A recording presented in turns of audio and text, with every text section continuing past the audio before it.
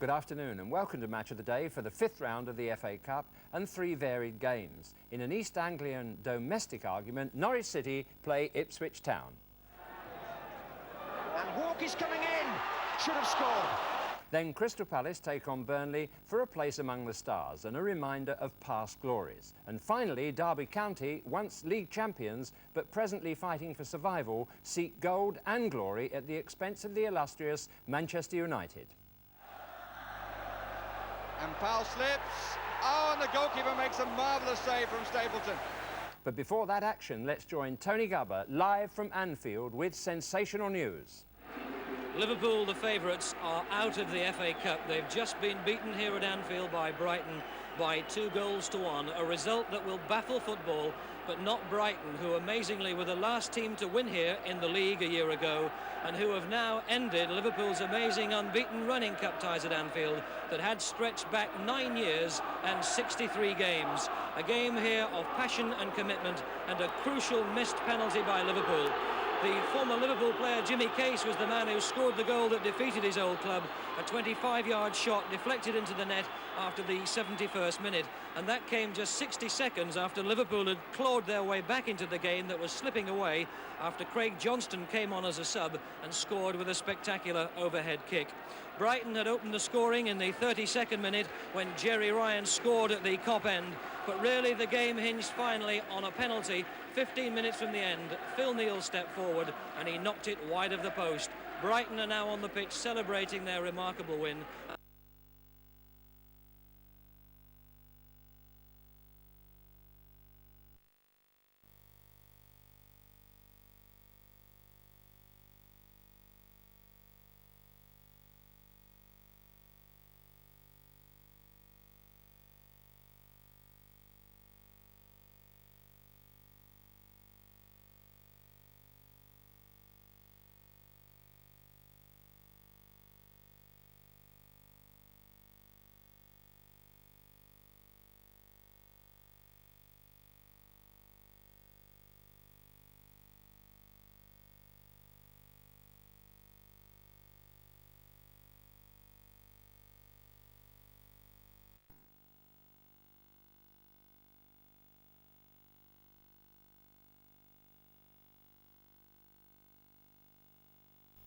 And Kevin O'Callaghan will also be asked to give Ipswich width, even though they will curtail the all-out attacking formation they used against Norwich on Boxing Day when Ipswich lost 3-2.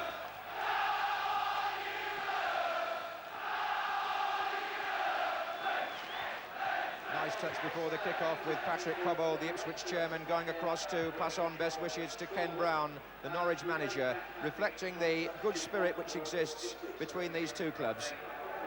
The Norwich mascots on their way to take their seat in the crowd. Reminder there of the Norwich Cup run in '59 when they reached the semi-final as a third division team, and many of their supporters got dressed up in those fashions.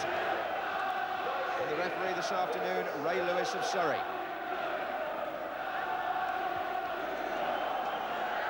The pitch is firm and flat, and Norwich start the match playing from left to right. Terry Butcher with the first header for Ipswich. And then in comes Harida for Norwich. On by Van Wyk and then by Birchin. Back again by Watson. And the foul was by Dean on Osman. Already it's clear that Downs is going to pick up Tyson.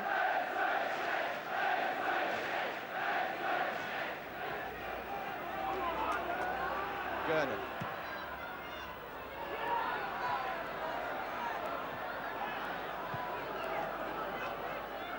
It was Dean. Dean and Birchin pushed well forward for Norwich, and Trevor Putney there playing right back, although in the reserves for Ipswich, normally a midfield player.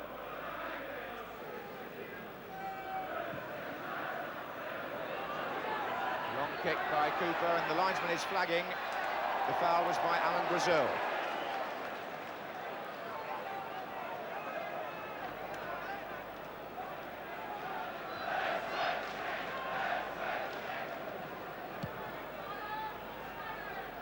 Dean. Birchin, formerly with Ipswich, Keith Birchin. Now Brazil. to Mariner. Haylock for Norwich.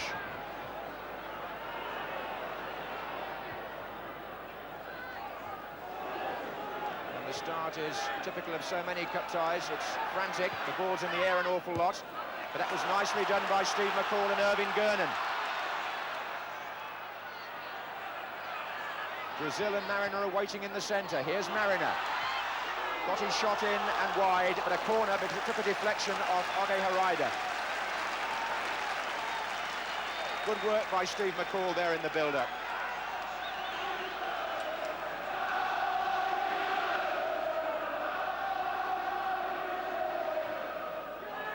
And Osman arrives with Woods.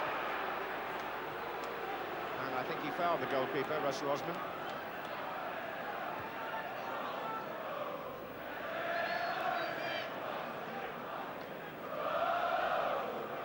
Just a word in passing to Russell Osman from the referee.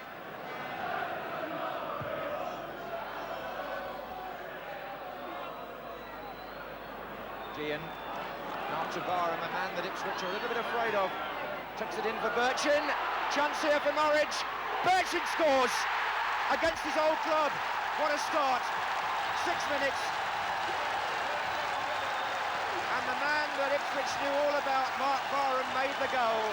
And a man that many of their players know even better, Keith Birchin, scored it. Barham split the defence. He's played so well in the cup run so far. And Birchin, from the angle, tucked his shot past Cooper. And Birchin now has scored in every round. 2 against Swansea in round 3, 1 against Coventry in the replay in round 4, and now the first goal for Norwich in round 5. Putney on the break for Ipswich. Cut off by Watson. Well, there was a feeling in the Norwich camp that Barham was the player who would give Ipswich problems. And he it was who found Birchin, who found the back of the net. Dean, Birchin, Downs. Van Wyk is well forward. Not far forward enough for that.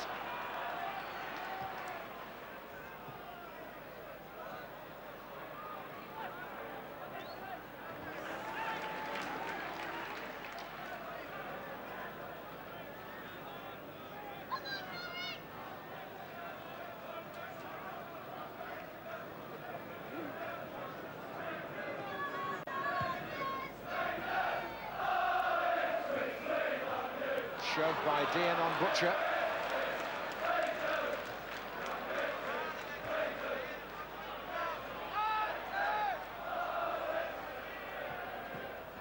Putney looks for Brazil, and it's down that right-hand side where Ipswich have made most of their early progress. The support on still here from O'Callaghan. There are 4 in the centre. And Walk is coming in! Should have scored. I say that because so often he's stolen into that position and finished so conclusively. But as the cross curled in from O'Callaghan, Walk was in the clear and didn't get any power into his strike.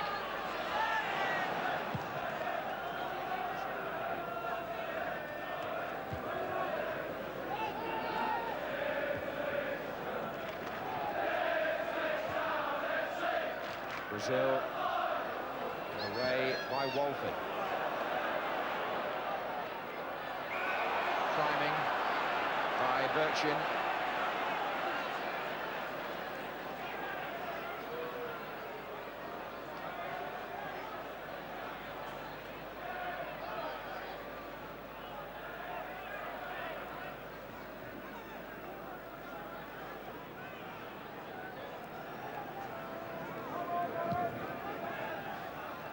Good long kick from Cooper, but Haylock was underneath it for Norwich. Van Wyk only found Tyson, but he got a second chance and he found Mendham. Birchin's off through the inside left position, pulling wider now.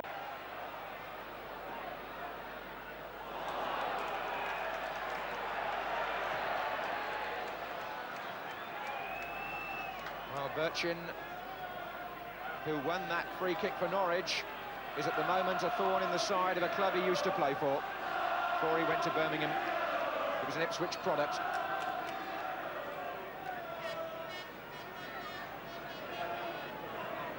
Barham with the kick. Dean! So close. Could have been two. Barham fighted the free kick in. John Dean got the touch. He's the top scorer this season for Norwich with 11 so far.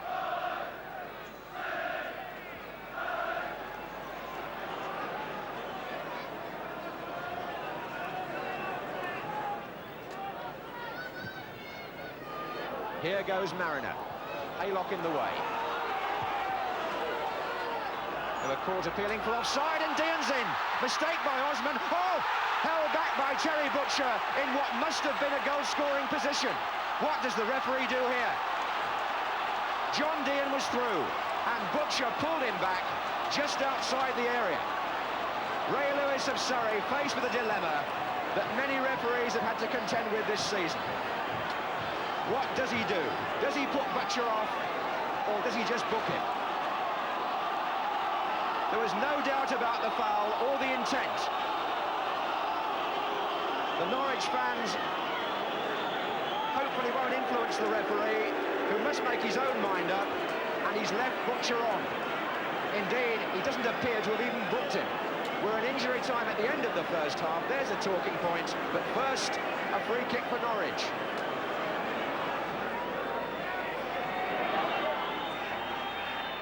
And it's Downs. And it's Downs again, offside.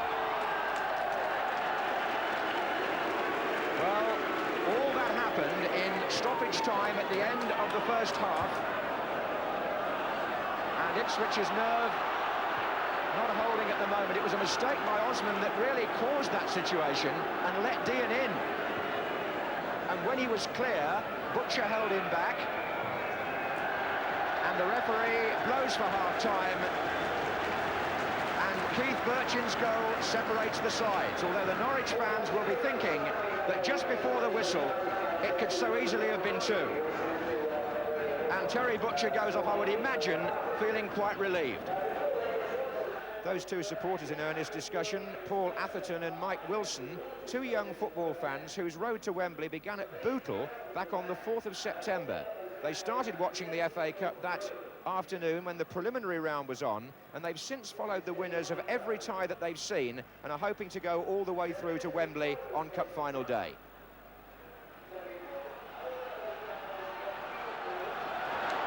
Well, Norwich would do well to remind themselves that Ipswich were losing 2-0 in the third round at Charlton and came back to win 3-2. So nobody inside Carrow Road will kid themselves that this cup tie is anywhere near over.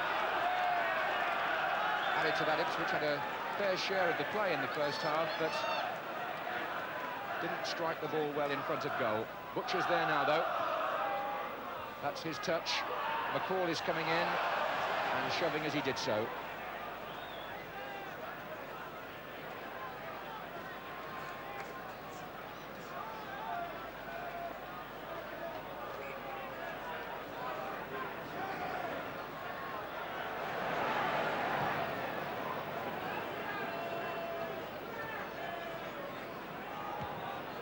Offside flag up again. Those fans behind the lines are getting a superb view of this cup tie. It's a very close, compact round, is Carrow Road.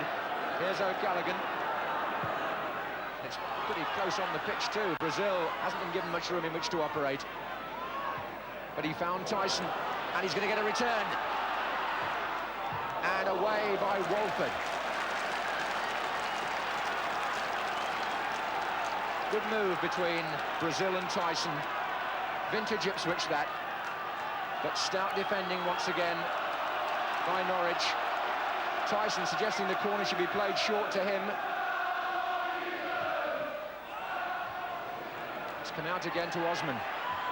Can't afford to lose it there, really. It's given Barham a run on Gernon. Dean is in the centre, and there are four coming from midfield. Still Barham. And Dean went in, and look at the ground Osman had to make up.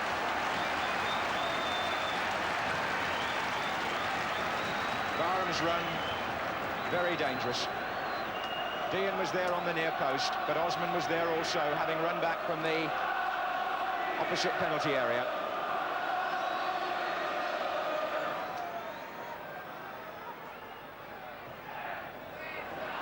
Cooper comes, Putney away. Downs.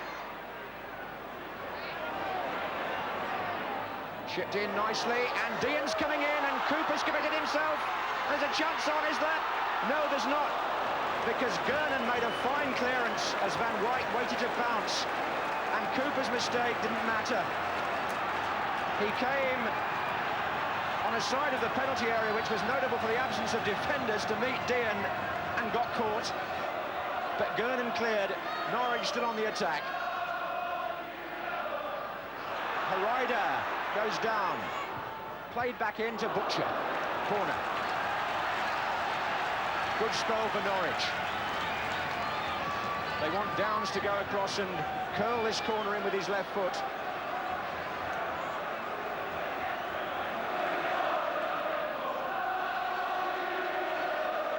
Harida waits. Watson's in there. Oh! Still free. Cooper comes with the punch. Dean had a shot. Downs back in. The whistle's gone. Well, as Watson got up on the near post, it went right across to Dean. Then Cooper came to punch through the crowd, and Ipswich escaped.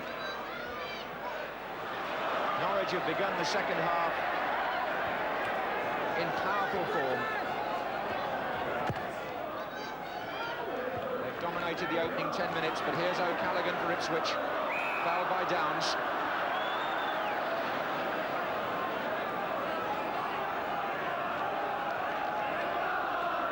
O'Callaghan, Tyson's just inside him. There he is. Butcher's in the penalty area waiting for a cross. Tyson going all the way down. O'Callaghan still behind him. Here he is. And Walk is in there with a header. Butcher! And Tyson! Well, Butcher perhaps looks back and thinks he should have had the touch. And Ipswich had players in there. Butcher didn't quite make contact, and even then it almost ran for Tyson.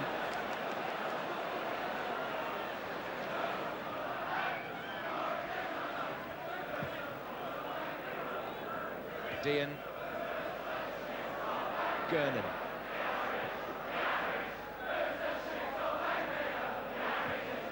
Forward by Harida.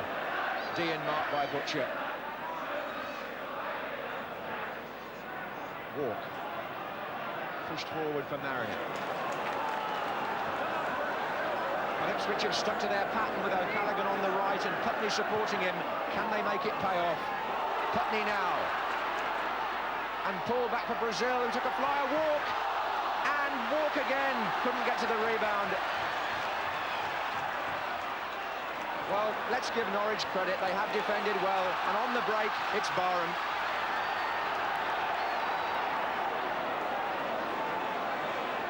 Dean. Birchin's on this side, heading it back in. Van Wijk tries to make it.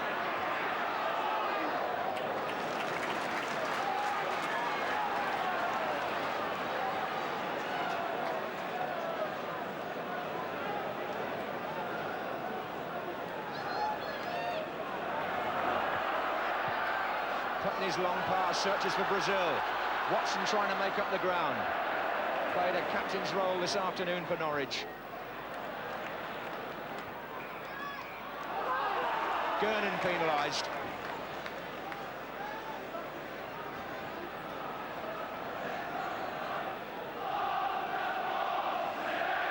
And we're going to see Robin Turner make his first appearance in English football since coming back from a loan spell in Holland, where he played for Maastricht for 5 months. McCall has gone off, and Turner, who played an important part in Ipswich's cup run in '78, although not in the final at Wembley, is in the action.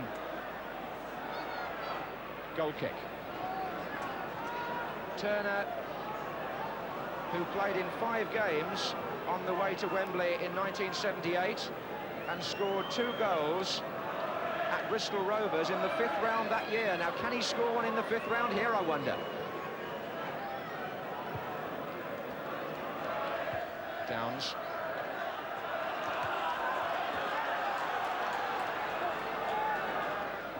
Turner gets his first touch. It's a good ball in too, Mariner. Brazil. And Putney. And Walk and O'Callaghan. Little touch by Barham was enough. And Mendham finished up in the crowd there. Challenge was by Gernon.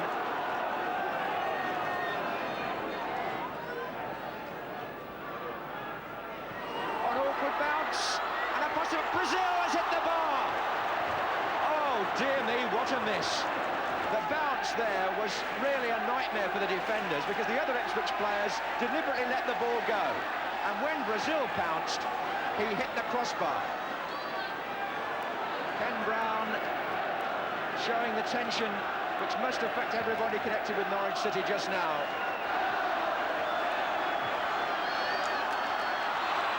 Referee's checked his watch twice. We've played 1 minute of injury time or stoppage time already.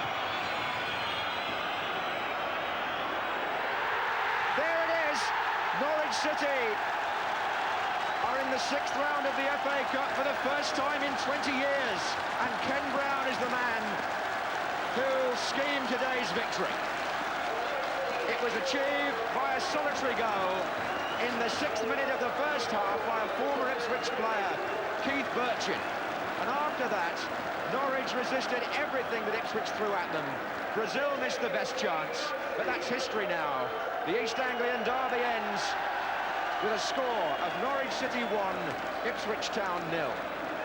Yes, one well-taken goal as a result of one error of judgment divided the teams. That's how close it was. But while on the subject of judgment, it could be worthwhile to consider all aspects of another piece of judgment yesterday when referee Ray Lewis gave a foul against Terry Butcher and was criticised in the papers this morning for not booking him nor sending him off. He said afterwards he was unsighted, and our remote camera proves that to be true.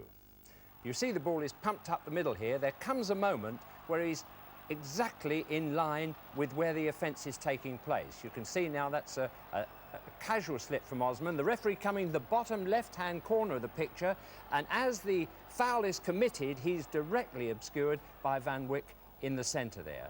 And that's why I think he didn't mete out the ultimate punishment and gave the player the benefit of the doubt.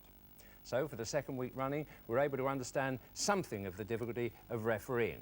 But managers have problems too. Norwich City and Ken Brown face relegation, but yesterday Ken's mind was understandably on the joy and rewards of being in the 6th round of the FA Cup. Well, obviously it's a big financial reward for the club, which is good and which is always welcome. It's great for the players, tremendous. Obviously it's fine for myself, Mel Machen, and everybody else connected with the club. We just want another home draw, fine. I still got to forget about it, though. Our big job is the next one, and that's Tottenham away in the league. Now, what did the goal look like from the point of view of the scorer? Well, I can remember it was early on, so I think Mark Barham slipped the ball down the side of me, and I just feinted to hold it up and let it go. And Terry sort of read it a bit too late, and he just clipped my ankles, but I was through then. Merchant scores against his old club. What a start. Delighted to see it going across.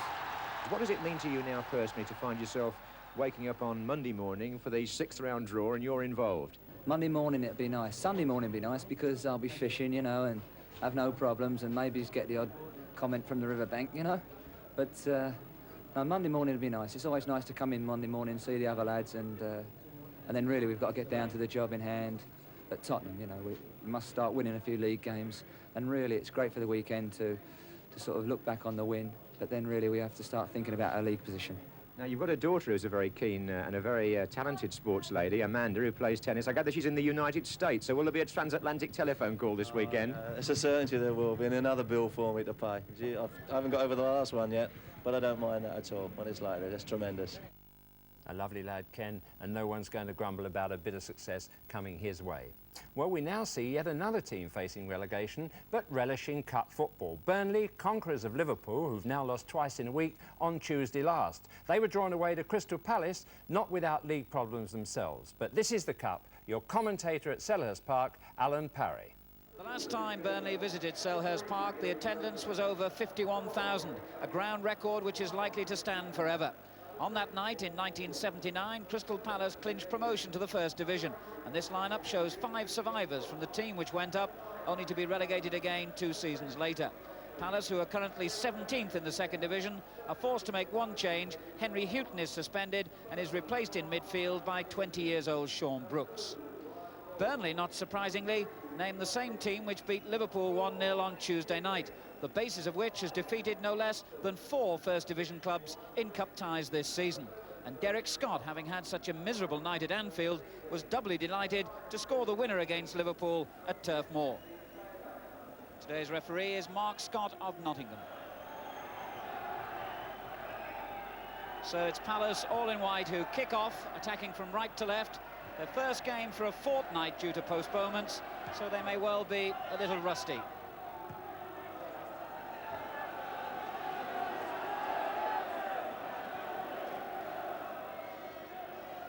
Jones again. Collided pretty firmly then with Stephen, who feeds Laws at right back. Clumsy sort of ball. Gilbert clears, but straight to Stephen. Now picked up by Flynn. Taylor with the layoff, and this is Laws. Flynn found room well and fed Taylor. But the shot well wide.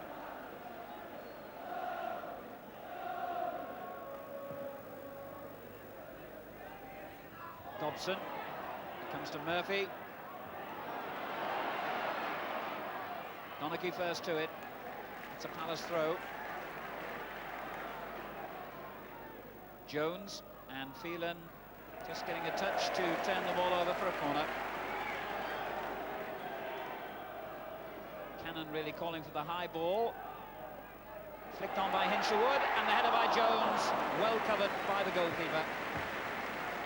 Flicked on, the corner was by Hinshelwood. Jones with a little header, and Stevenson ideally placed.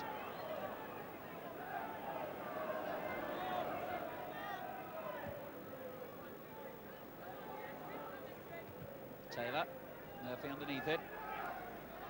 Flynn beats Brooks. And now Langley. Good play, Murphy forward. Burnley racing back in numbers, but here's Langley. He's done well. Jones in the middle for him, but the cross wasn't good enough. Murphy and Langley beating the offside trap, but in the end not beating the Burnley defence. Hilaire. Lovely turn. Oh, that was dangerous. Dobson miskicks his clearance, but gets away with it.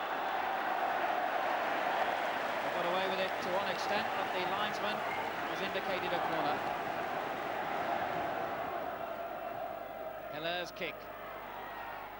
The punch out goes straight to Brooks, and in it comes to Cannon. Now Donachie.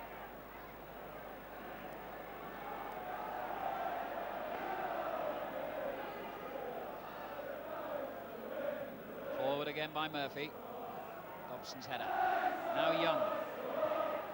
It's a great first-time ball for Hamilton to chase, and Fry had to come dangerously out of his area, but did well. Gilbert's long ball.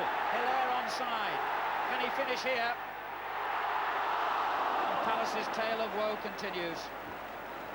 A great long ball forward.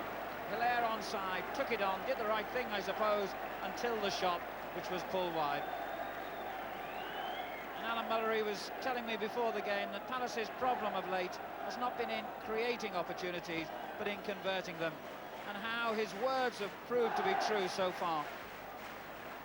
Burnley under some pressure.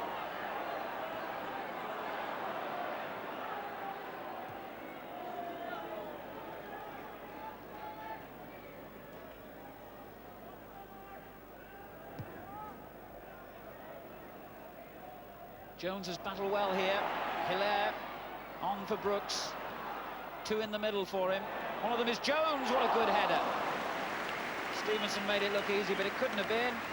Anticipating across to the far post, perhaps. Jones came in with a little flick header towards the near post, and Stevenson saved.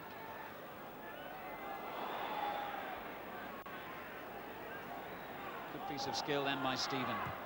And what a fine ball for Young. Donachie outside him. Stephen wants it back.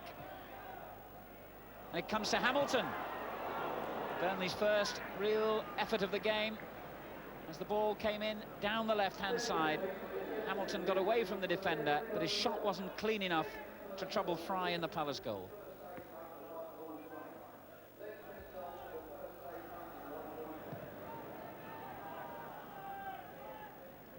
Edwards missed the header completely, but Murphy didn't miss the loose ball.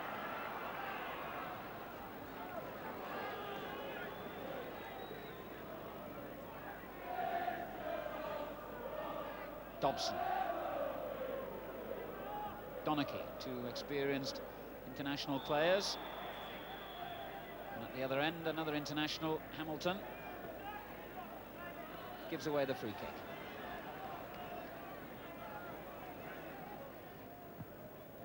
Good-looking free kick. Langley. Well, over Edwards' head it went. And it was Langley standing behind him who turned and got in a snapshot. And Stevenson has been behind everything that Palace have produced in this first half.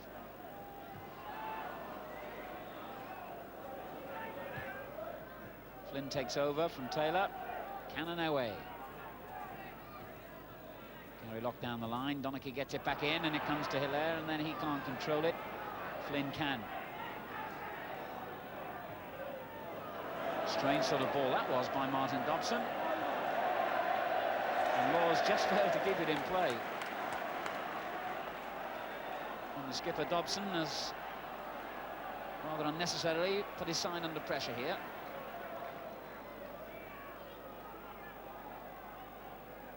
Hinchelwood finds him with a throw, and he's got away well, and is that a penalty?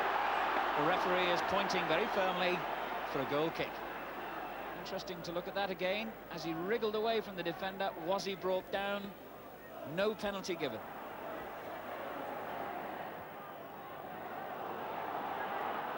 Derek Scott is in possession with Laws overlapping on the right. Or perhaps he's held it too long, or has he? Fry makes the save, and in any case, Taylor was given offside.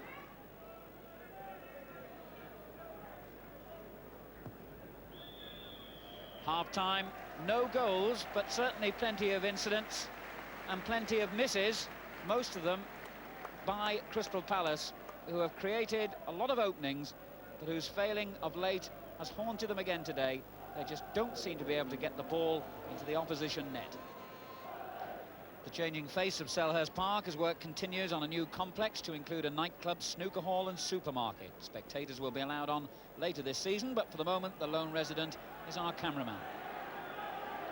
So Burnley start the second half with the remarkable record this season of having won more cup matches than league games. They've had 9 victories in FA Cup and Milk Cup and only 6 in Division 2.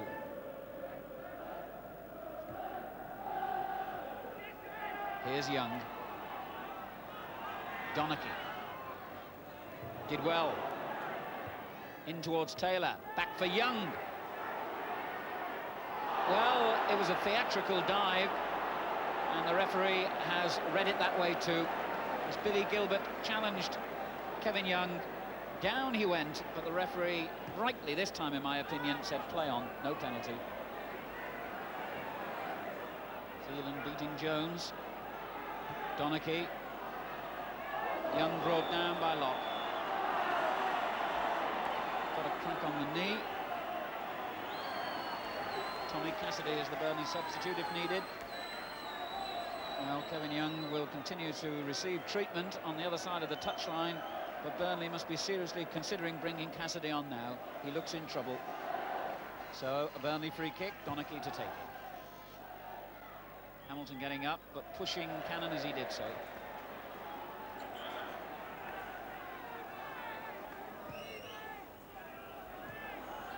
And it goes towards Edwards, but easily cut out by Phelan.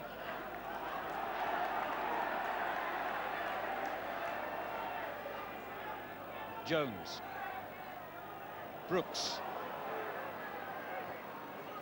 And now Locke.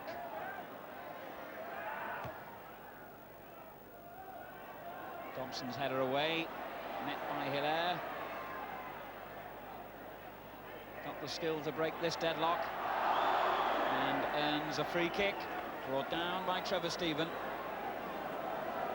So the goalkeeper Stevenson wearing tracksuit bottoms in this second half as the pitch begins to harden up. Hinshelwood. And Stevenson, realising what Hinshelwood was going to do then, positioned himself perfectly again. And Kevin Young, having had lengthy treatment, rejoins the match with his knees strapped.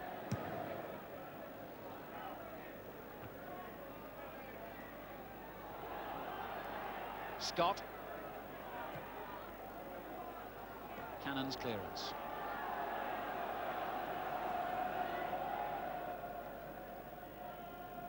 Hamilton, Hinshelwood right behind him. The cross beaten away. Comes to Murphy. Edwards.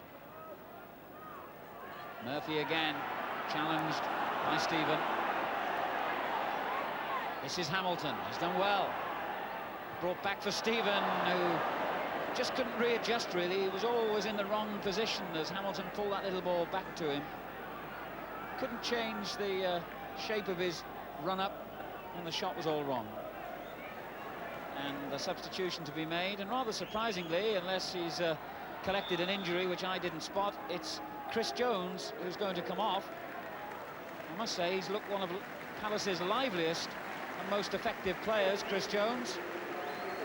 But anyway, the decision made, and the former Tottenham number 9 goes off.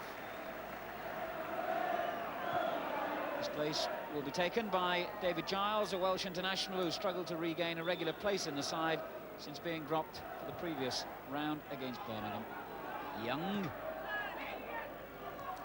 Oh, a late challenge then by Gilbert. And frustration showing then. And it could be costly frustration for Billy Gilbert, because Mr. Scott is going to book him, and that is going to take Billy Gilbert close to what could be a serious suspension. Gilbert has been in trouble so many times this season, and his number of bookings go into double figures, but another today is surely going to land him in hot water. Taylor onto it, Cannon with the clearance. The referee has already looked at his watch as Scott takes the throw and finds Stephen. The end of what proved to be a disappointing game. The first half was lively, the second half fell away badly. Both sides had their chances, particularly Crystal Palace, who's failing in front of goal, let them down badly. Both sides too claimed a penalty, but in the end, the final score, Crystal Palace 0, Burnley 0, so they go to a replay on Monday week at Turf Moor. Well, over 90 minutes, the least exciting of our 3 games, I'm afraid. And Palace certainly face a daunting task in the replay, because at Turf Moor this season, Burnley have won 6 cup games out of 6. Well, now our final match from the baseball ground derby, where County shake off their considerable current problems, savour the pleasure of a full house, a tribute to their own determination and the glamour, the talent and the tradition of their visitors, Manchester United. Your commentator, Barry Davies. The baseball ground, all abuzz as in days of yore. The Jacob Rem on patrol, the atmosphere both vibrant and expectant for all the tasks which faces their side against a team whose supporters believe that this would be a fitting year for Manchester United to win the FA Cup. Derby County feeling the strongest side available to them in the FA Cup competition. Most importantly, Archie Gemmill past fit after trouble with a hamstring injury. Not surprisingly, Manchester United stick with the side which demolished Arsenal in the Milk Cup in midweek. And on the field are 3 survivors of the last meeting between these two sides in the FA Cup semi-final in April '76. On the Manchester United side, Steve Coppell. And for Derby County, Steve Powell, and the man who's now the skipper, Archie Gemmill.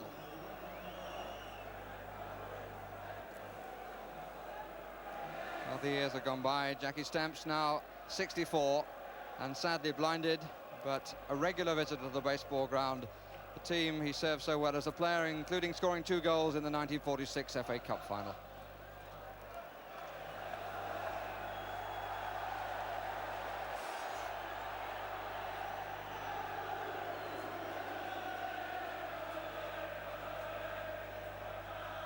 The referee this afternoon is Brian Daniels of Brentwood in Essex. Here's Mike Brolly. And Gordon McQueen. Brolly again.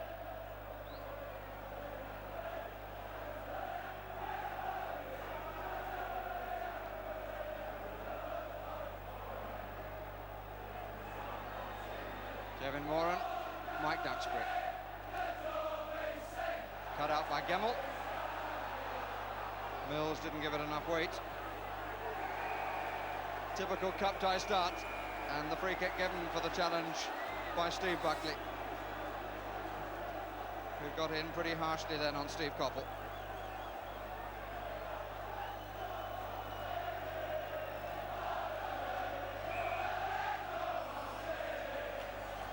Duxbury, Brian Robson. Feeding Coppell again, once more to test Buckley. And Powell slips. Oh, and the goalkeeper makes a marvellous save from Stapleton. Steve Cherry was exposed then because Steve Powell slipped. And Cherry somehow managed to increase his reach to deny Frank Stapleton.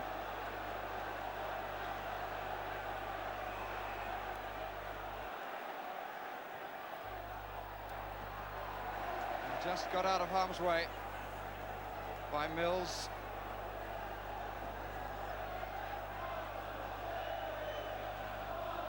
Muren, Duxbury.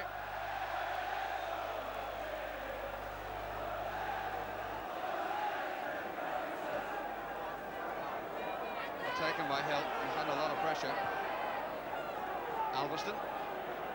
Muren has gone wide to the left. Swindlehurst in company. Robson. Alveston. Whiteside, that's a good turn, he was being held, and a good save! And the foot of Buckley got there first.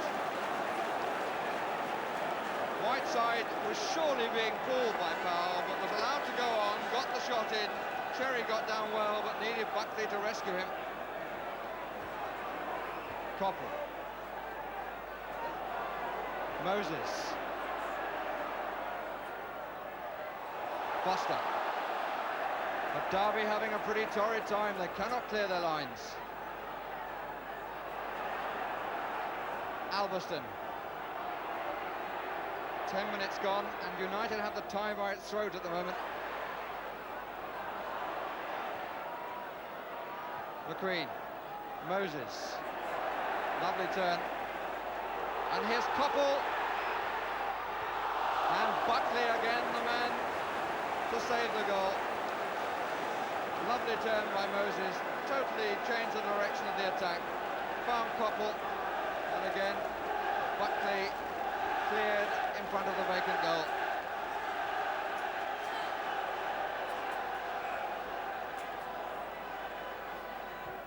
Whiteside on the near post. Off Powell. Muren and Foster stay back, but the linesman on the pitch has indicated the offside decision, which has in fact been given. Could hardly do anything else because the linesman have walked right onto the pitch. Jackie Stamps listening to the broadcast of the hospital's broadcasting setup. They have to be his eyes now. McQueen. Oh, that could be a problem. And that's obstruction clearly by McQueen and given. McQueen protests that there was an elbow used, but he had no intention at all of playing the ball, and he knows it.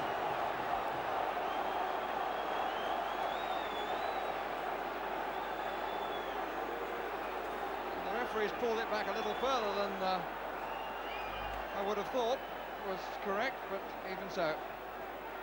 Now Buckley could have a strike, and does. And fed out like a scrum half by Bailey.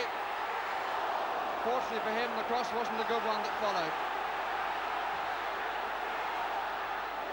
And suddenly, Derby are having their moment. And there may be more to follow. Moran. Just one half error, and suddenly the underdogs change the position of hands on the throat. Swindlehurst, that's nice if he can take it, and he can. He being Brolly. And has he got the corner? Yes, he has. Foster's come forward.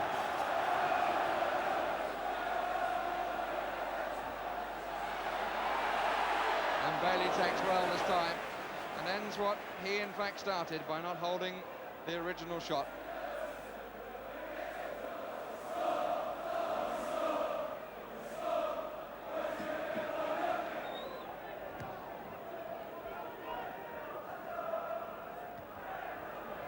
Muren, right side, it's gone loose, Stapleton.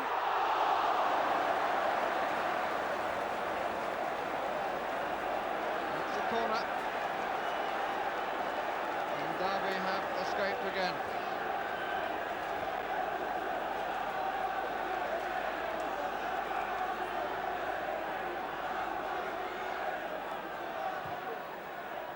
McQueen is up. It's a good punch, although it doesn't go as far as he hoped. McQueen once more, off the line. Barton who cleared it. Then Buckley.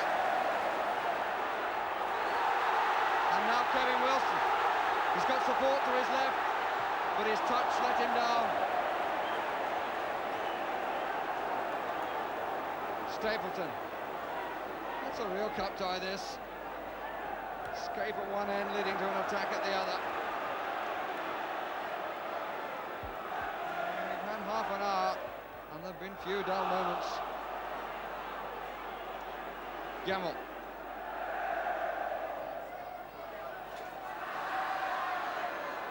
Stapleton. Cut out by Buckley. Coffin. Whiteside in the middle. Muren and Robson threatening to come from further back. And they can now pick their positions for the corner, for which John Barton now takes the near post, having a few seconds ago cleared off the line on the far.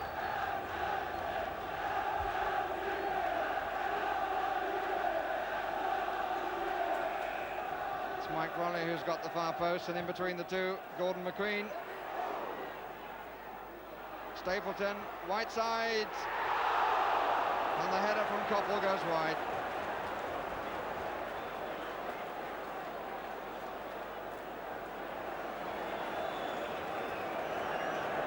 There's the man who returned and has rekindled the atmosphere of the time when he was here with the real Brian Clough, Peter Taylor.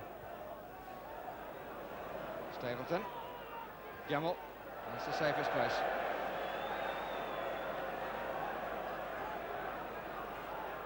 Alveston. Robson's gone to the middle. Foster's header. Koppel.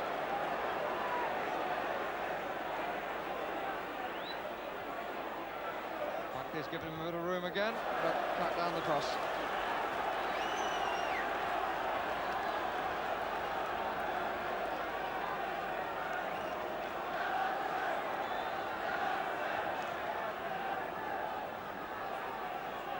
McQueen in the centre of the goal. Stapleton now alongside him. McQueen. Robson. Blocked by Gemmell.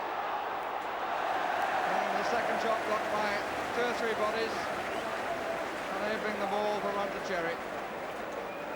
Robson denied. The referee has one check of the watch. It's been a couple of seconds for injuries, but not much.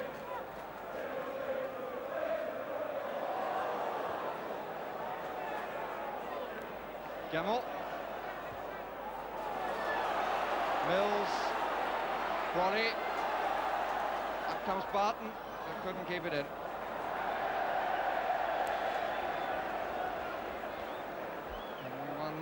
lady policeman loses her hat in the action. And the crowd rise to their feet. There have been no goals in this opening half, but it's been crammed full of incident and obviously has been thoroughly enjoyed.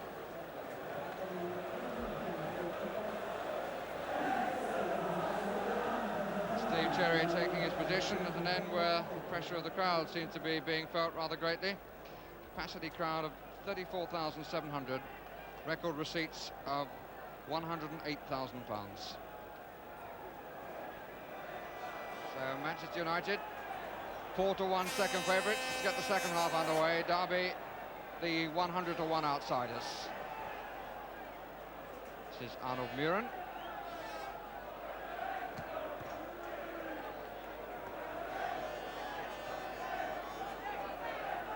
Alveston. And free kick against that challenge by John Barton.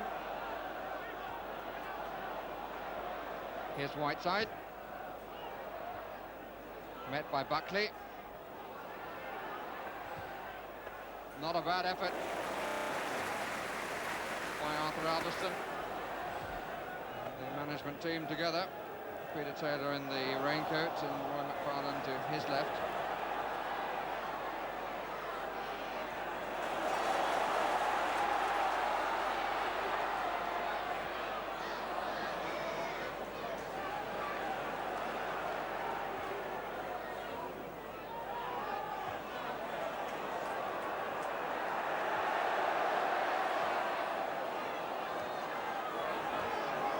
Stapleton. And the man over is Topple. And straight into the pit of Jerry's stomach.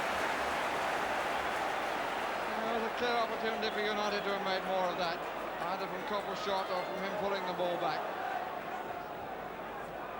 Well, what must he feel about the chances that have been there, Ron Atkinson? Stapleton. Whiteside, there's a bit more space here, and here's Koppel. Muren. Robson. And Gemmell on the counter. It's actually 3 against 3. 3 United players coming back at great speed. And one of them was Alveston, who catches Gemmell in possession. Koppel. Free kick, rightly given. Koppel barged off the ball. Seen as an obstruction by the referee. Not a charge. So the free kick is indirect. Koppel blocked away by Powell, who was about 4 yards off the ball when the shot was finally taken. But now Koppel, Whiteside, far side, this is the best chance of the match, and it's made to count.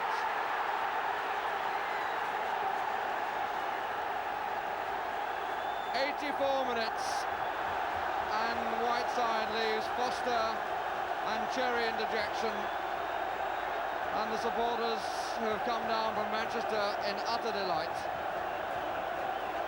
At long last, all their possession put something on the score sheet, and Whiteside is the scorer.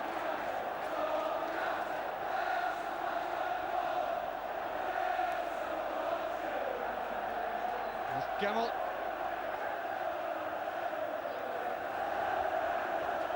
Well, they must have hoped for so long the possibility of the replay. They've never surely been able to hope for much more than that. Robson.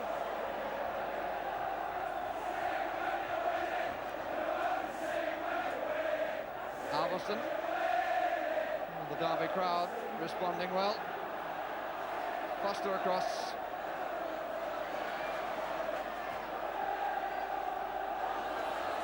Just 5 minutes remaining.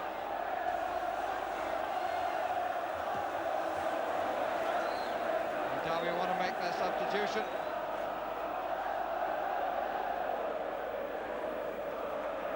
Kevin Wilson is the man to be replaced, and John McCall comes on. Atkinson talking there with his chairman. Must see half a vision at least of those famous tiles.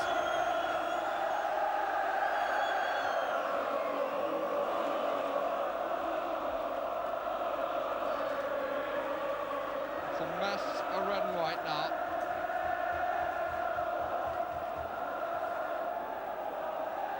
Stapleton. Moses. Muren. An amazing escape, first off Brolly and then off Barton. Muren once more, and Barton once more, and it's a corner. Well, he cleared off the line once in the first half. Buckley did so twice. On the balance of play, Derby can't complain. But that their efforts to defend, in the end they're going to count for nothing. They're entitled to feel disappointed. Dudley takes this one.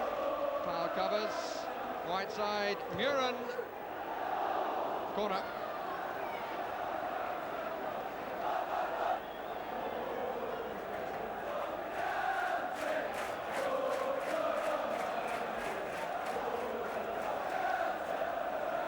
We've even got the white horse in the corner. It's curling. Koffel.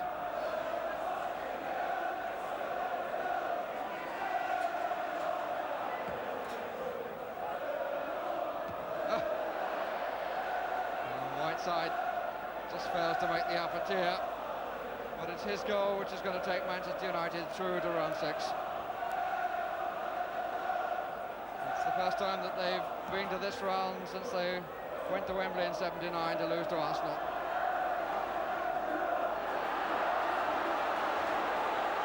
Andy Hill. Turned away by McQueen. There is life yet in Derby County. Everybody comes forward into the area to try to grab a priceless equaliser. Not only in terms of pride as the captain stands up, not only in terms of pride, but in terms of the money that would be so welcome from a replay. Taylor looking very much there like the captain on his ship.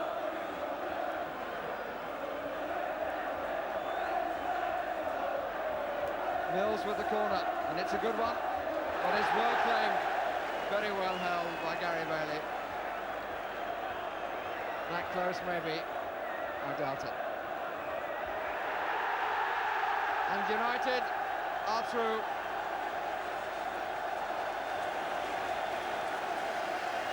It was very hard work for them, but the 11,000 who came down have had their reward.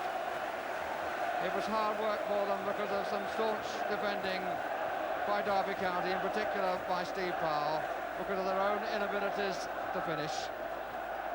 But in the end, Whiteside's goal in the 84th minute proved to be decisive. One-way traffic there, bravery just wasn't enough. Two things worth noting: Norman Whiteside is still only 17, and young Steve Cherry gave a most accomplished exhibition of the art of goalkeeping, which brings me quite naturally to Bob. Well, Steve was brilliant, wasn't he? Right, confirmation straight away of that sensational FA Cup tie at Anfield this afternoon. Cup favourites and First Division leaders Liverpool 1, Brighton bottom of Division 1 2. The biggest FA Cup shock in this season's competition, and very much a romantic story. Former Liverpool player Jimmy Case scoring the winner, and former Liverpool player Jimmy Melia, now the acting manager of Brighton. Here he is, talking to Tony Gubber. Well, in fact, he's not talking to Tony Gubber yet, but we're joining him any moment now, I think. No, we'll come back, in fact, to Jimmy Mealy. Let me just push on and say congratulations to Brighton in the 6th round for the first time ever. Two other games played today. In Division 3, Orient drew 3-3 with Reading this morning. And this afternoon in the 4th round of the Scottish Cup, Hearts 2, East 5-1. Hearts are now away to Celtic in the 5th round. Welsh manager Mike England has a particular interest in that Liverpool-Brighton tie, because on Wednesday he's expected to pair Ian Rush with Fulham's Gordon Davis for the first time in the home championship game against England. News of the England squad: despite conflicting reports, Glenn Hoddle of Spurs has definitely been withdrawn, So too for the moment has Mark Chamberlain of Stoke, but he plays in a friendly for his club tomorrow evening to test his fitness, and Bobby Robson told me it's possible Chamberlain could rejoin the squad at their new headquarters at Bisham Abbey on Tuesday. With no Manchester United and Arsenal men available, it's likely that at least a couple of the 7 uncapped players will get their chance. For instance, at left-back, Derek Statham of West Bromwich Albion, and in midfield, Gordon Cowans of Aston Villa, whom Robson saw score in the 4-1 win over Watford yesterday. Well, let's now go back and see Jimmy Melia again. He was talking to Tony Gubber, as I mentioned, in that incredible, sensational result. We came here, we were organised, we matched Liverpool at the thing that they're great at, is working. We worked against them, we pressurised them, we got forward, and I thought we could have been 2 or 3-0 before they even scored. I was just a bit worried. The referee was giving them everything that was going, and the penalty I thought was a bad decision. I thought things may just go against them, but we came back right away, and Jimmy Case of Oldfield got a fantastic goal.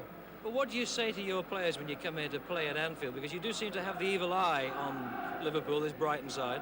Well, I just told them to get out there and attack Liverpool and play their own game, work. You get nothing at Anfield unless you work and you graft, and we worked and we grafted, and we played the ball up to Michael Robinson, and we got crosses in. What's your position at Brighton now? Caretaker manager. Caretaker manager with a very big smile. Yeah. Well, you know, I mean, this is where it's been all season. I think this result has done the club magnificent. The players are brilliant. I'm sure it's done me no harm. In fact, you're the most unpopular man on Merseyside tonight, though, Jimmy, I can tell you that. Not really. I think they're disappointed because they wanted Bob to win the cup, and a lot of people there were shouting. But deep down inside, I think we've played well, and they know that we deserve the result. The cup were magnificent. We give them a great wave, and I think they're brilliant. I mean, they want Liverpool to win, but we've played well, and we've got a great result. And they're football people, but they're fair. Who do you want in the next round? I don't mind. I don't mind. They don't come any bigger, do they? No, I don't mind. Anyone at home, we're quite happy. It's the first time the club's ever gone this far, so I mean, it's a great thing for the club, great for the town, and we've been having a rough ride this season, but I've kept playing football, believing in what I feel is right, and we've got this result. I still can't believe it. Not many people can. Right, more action now in the Scottish Cup, 4th round tie at Pittodrie between Aberdeen and Dundee. Aberdeen are in the dark shorts. Your commentator, Archie McPherson. Bell.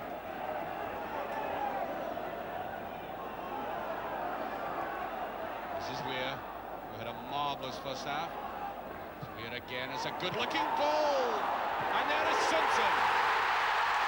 Well, a single goal deciding yet another game. Goals or not, the fans are not staying away from cup football. The 44,000 crowd at Anfield this afternoon means that 270,000 more people have watched the FA Cup this season. Well, that's encouraging news with which to end, except with our congratulations and thanks to Brighton for proving we really are live in the studio on a Sunday afternoon. We're back at 4:25 next week. Good afternoon to you.